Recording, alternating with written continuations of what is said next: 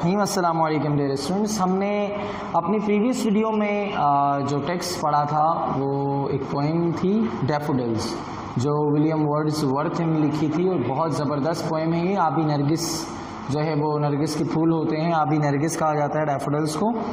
تو 2 اسٹینزاز ہم نے پڑھ لیے تھے, اب تیسرے اسٹینزا اور چوتھا اسٹینزا آج ہم دیکھیں گے کہ اس میں وہ شاعر ہمیں کیا بتانا چاہ رہے ہیں.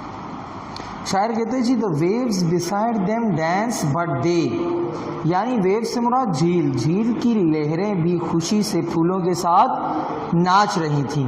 but they, لیکن وہ outdid the sparkling waves in glee, خوشی سے چمکتی ہوئی لہروں سے بھی وہ بازی لے گئے, یعنی جیت گئے, وہ آگے نکل گئے. مطلب اتنے زبردست قسم سے وہ ناچ رہے تھے اور جھیل کی لہریں بھی ان کے ساتھ خوشی سے ناچ رہی تھیں. اگلی بات ہے a poet could not but be gay, کہ ایک شاعر صرف خوش ہو سکتا ہے اور کیا کر سکتا ہے.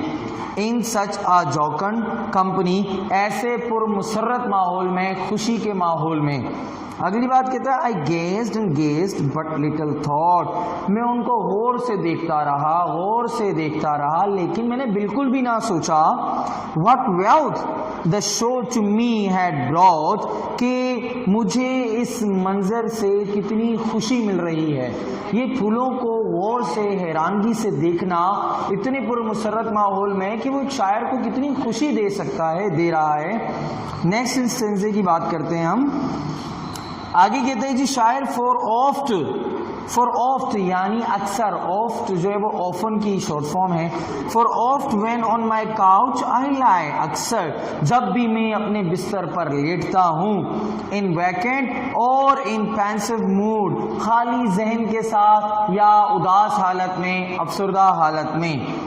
دے flash upon that inward eye, وہ ان کا جو نظارہ ہے وہ میرے تصور میں آ جاتا ہے.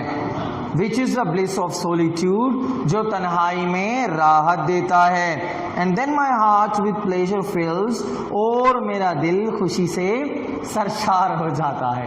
جی تو یہ اس لیے مجھے مطلب تھوڑی سی ایسی آگے سوری کہ شاعر جو ہے نا کیسی باتیں اس کے اندر کر رہا ہے. and dances with the daffodils, اور میرا دل بھی نرگسی پھولوں کے ساتھ رقص کرنے لگا.